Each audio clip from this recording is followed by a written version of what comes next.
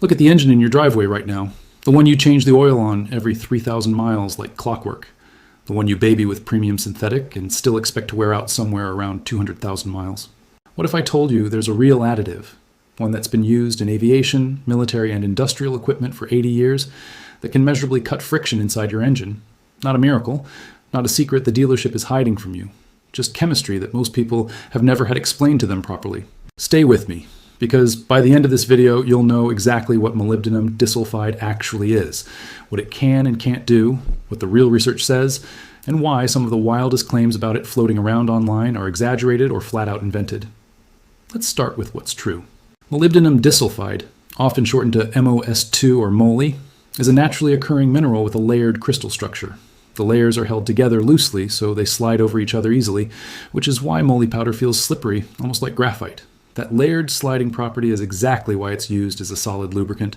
It's not some hidden Amish secret. It's a well-documented material with a long industrial history. During the Second World War, molybdenum disulfide greases were used in some military and aviation applications, specifically because they retain lubricating properties under extreme pressure and at temperature extremes, where conventional oils can thin out or break down. That part of the story is real, and it's the reason moly earned its reputation as an extreme pressure additive in the first place. It's also used today in constant velocity joints, wheel bearings, some assembly lubes, and specialty greases. Not as a fringe product, but as an established, commercially available lubricant additive you can buy from any industrial supplier. Now, here's where I need to slow down, because this is the part most videos on this topic get wrong, either by accident or on purpose.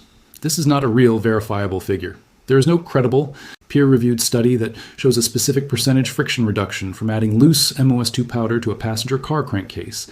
And there's no legitimate Japan Automobile Research Institute test against 47 competitors that anyone can point to. If a number like that shows up in a video with no citation, you can actually go look up. Treat it as marketing, not data. I looked for this. I couldn't find a real bulletin matching that description, and the manufacturer removed it to protect parts revenue.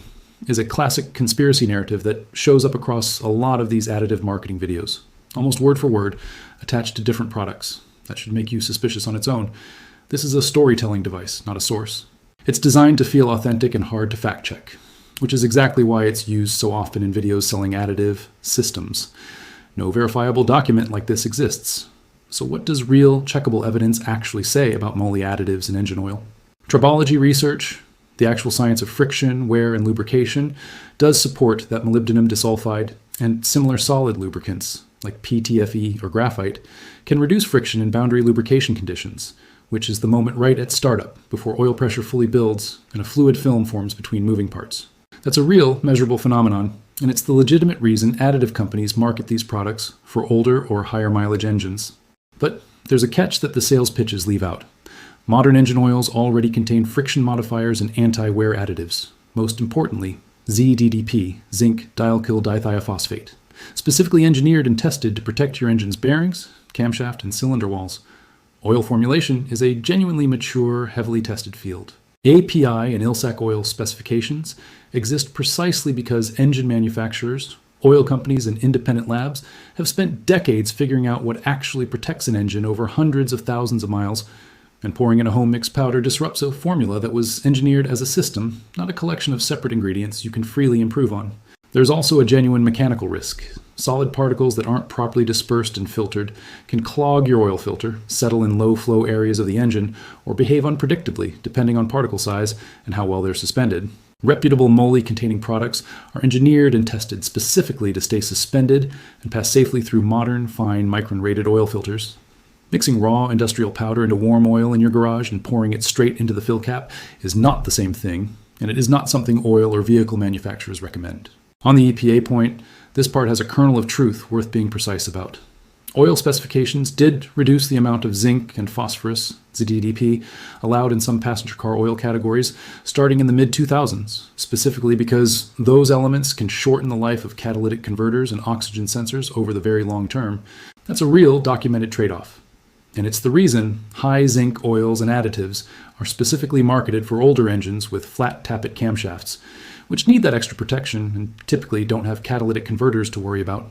But this is a known, published, mainstream part of oil formulation history, not a hidden conspiracy, and it's openly discussed in enthusiast and classic car communities. So where does that leave you, practically, if you're standing in your garage looking at an engine with real mileage on it?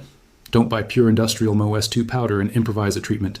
If you want to try a moly-based product, buy an established, properly formulated additive from a reputable lubricant manufacturer, one that lists its actual MOS2 or friction modifier concentration, and it has been engineered to stay suspended and pass through your filter safely.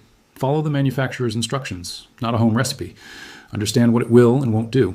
A friction modifier can help reduce wear at cold start and under load, and some people report smoother sounding but quieter engines after using one.